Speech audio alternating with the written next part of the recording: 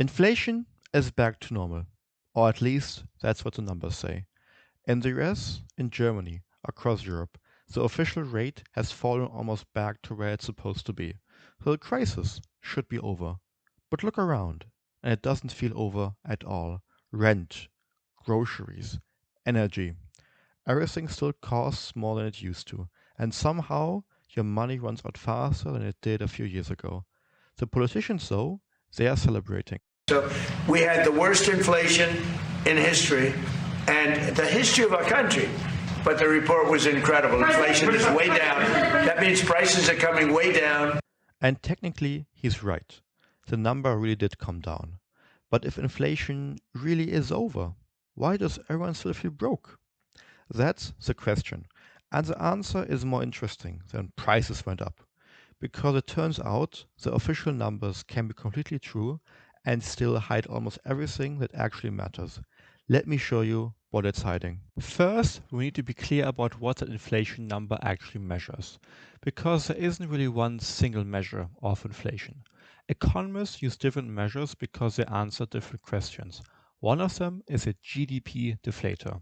It tracks how the prices of all final goods and services produced within an economy change over time. And the important word here is produced. If a product is made domestically, it can be part of the GDP deflator. If it's imported from somewhere else, it isn't. That's because imports aren't part of the domestic GDP in the first place. So the GDP deflator is useful if you want to know what's happening to prices across the entire domestic economy. But that's not necessarily what you care about when you're standing in a supermarket wondering why everything feels so expensive. For that, we have another measure, the Consumer Price Index, or CPI. And the CPI answers a different question. Instead of looking at everything the economy produces, it looks at the things households actually buy: food, rent, electricity, fuel, clothes, cars, services, and so on. All of those are combined into a large basket with different categories receiving different rates depending on how important they are to household spending. And unlike the GDP deflator, imported products can matter here. If households buy imported clothes, imported electronics, or imported food, those prices affect their cost of living, regardless of where those products are made.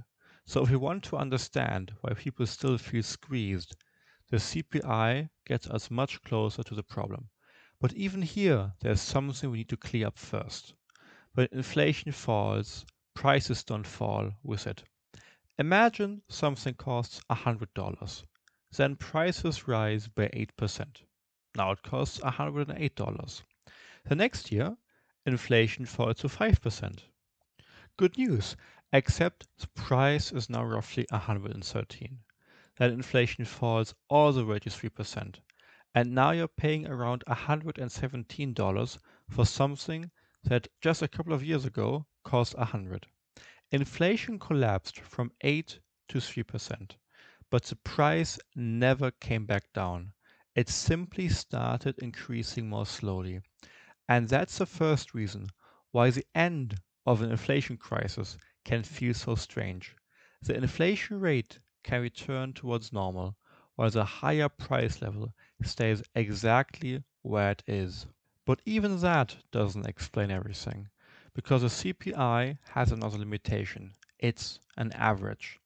And nobody is actually average. The index combines hundreds of different prices into one number. But those prices don't matter equally to every household. Take housing, for example.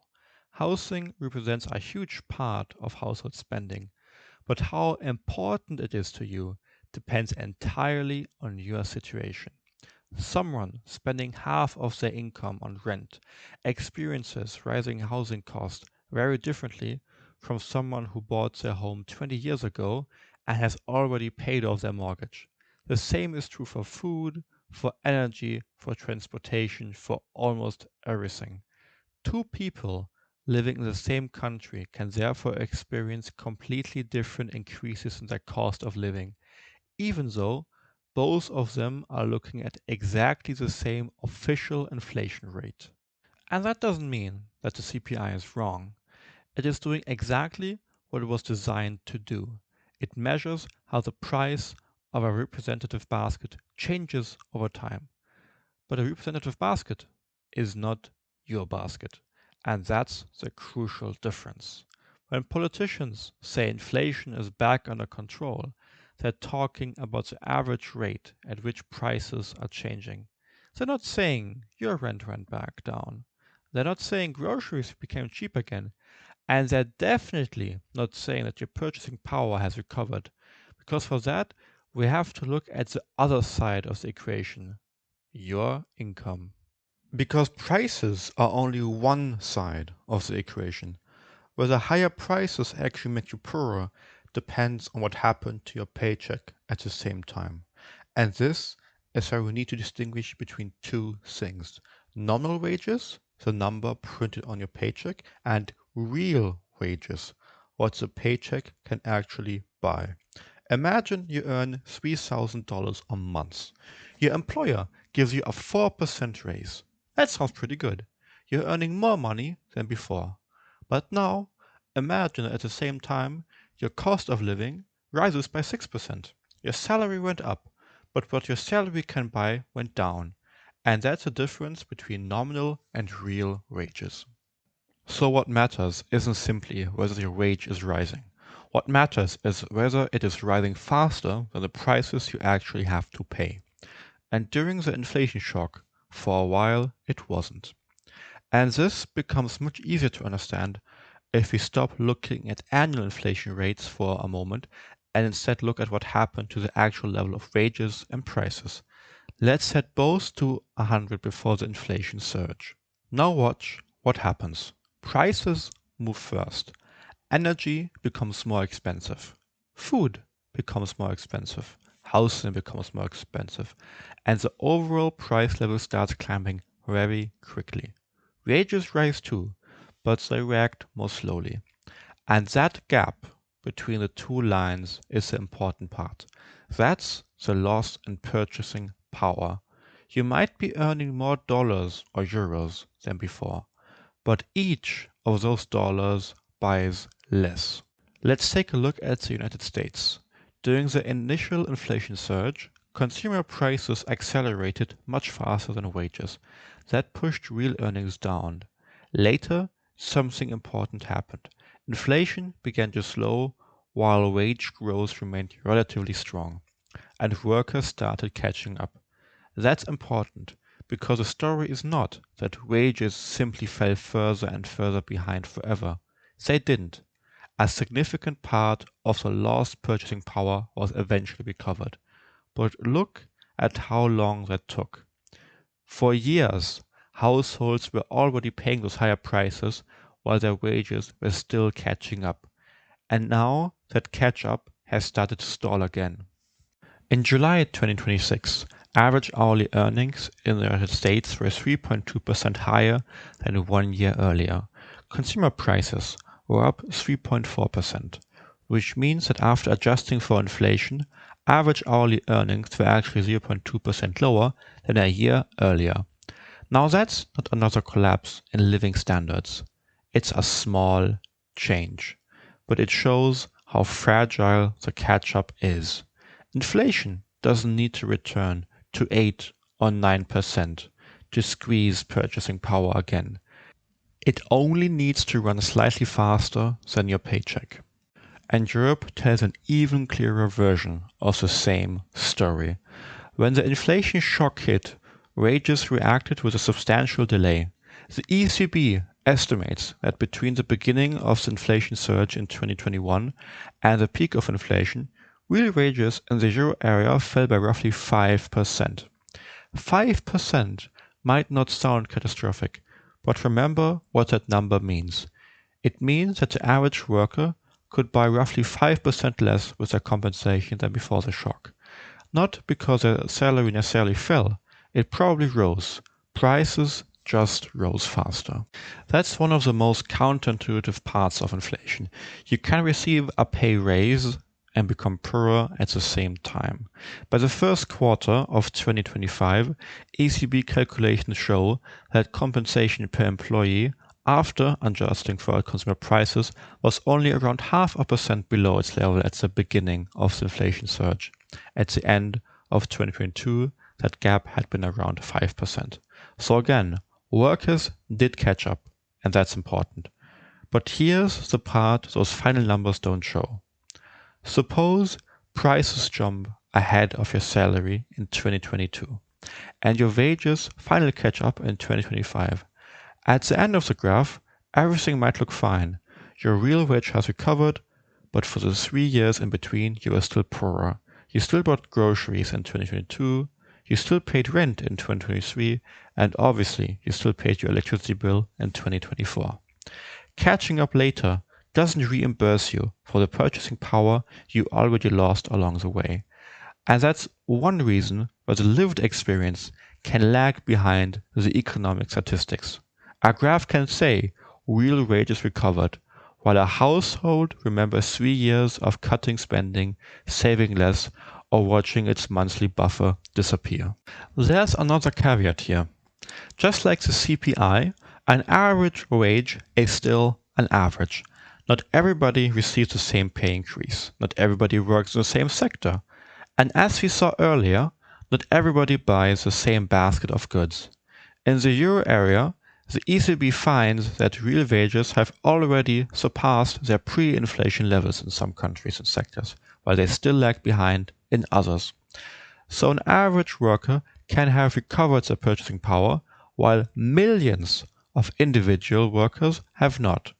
And even among people whose wages have caught up on paper, the things they spent most of their money on may have risen much faster than the average price level, which brings us back to the household. So where does that leave us? On paper, wages have recovered much of the purchasing power they lost during the inflation surge, but averages only tell us so much, because one part of the household budget has remained unusually stubborn, and for many people, it is by far the largest expense they have: housing.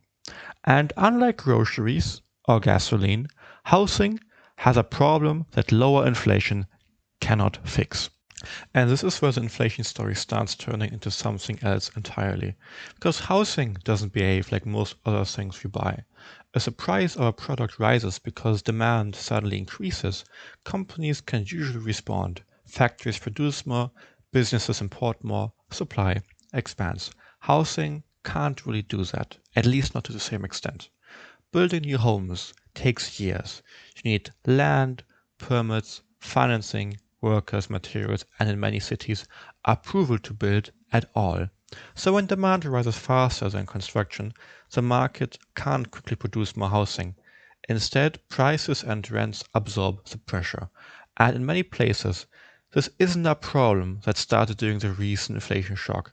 It has been building for years. In the United States, the National Association of Realtors estimates that the country is still short around 4.7 million homes after roughly 14 years of underproduction. Europe doesn't have a single housing market, so putting a giant shortage number on the continent would be misleading. But the underlying pressure is familiar.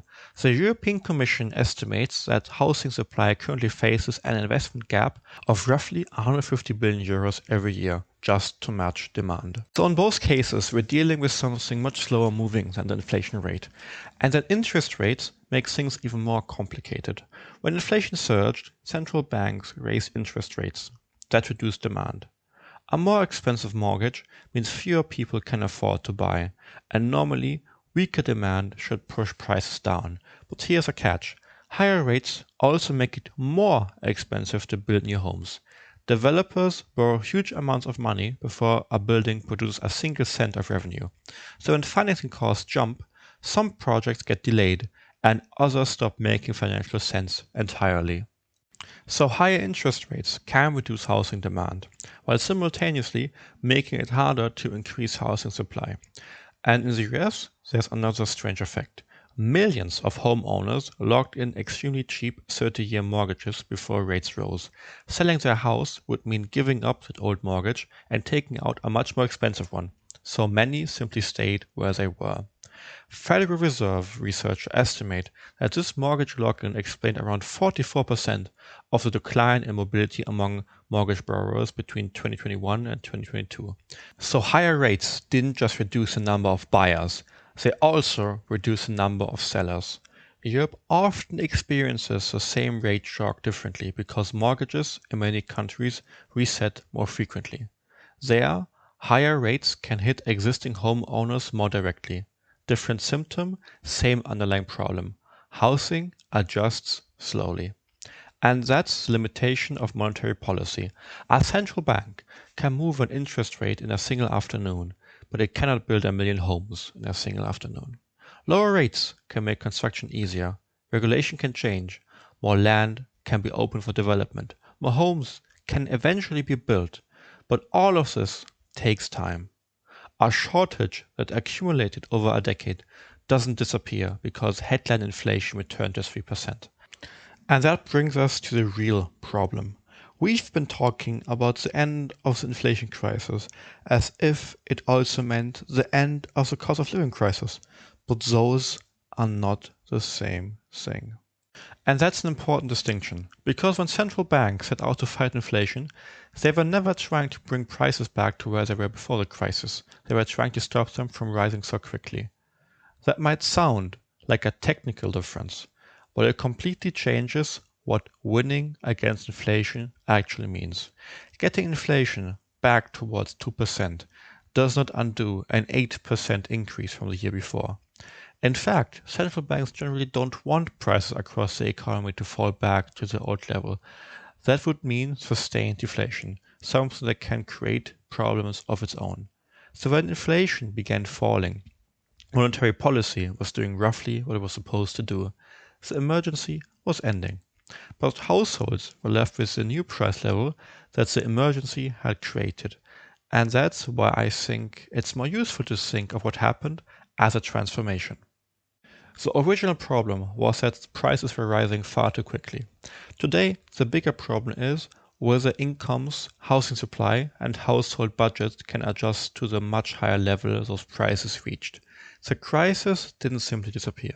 It changed. And maybe that's where the word inflation has become so confusing. Economists use it to describe how quickly prices are rising. But when most people talk about inflation, they're usually asking a much bigger question. How expensive has life become?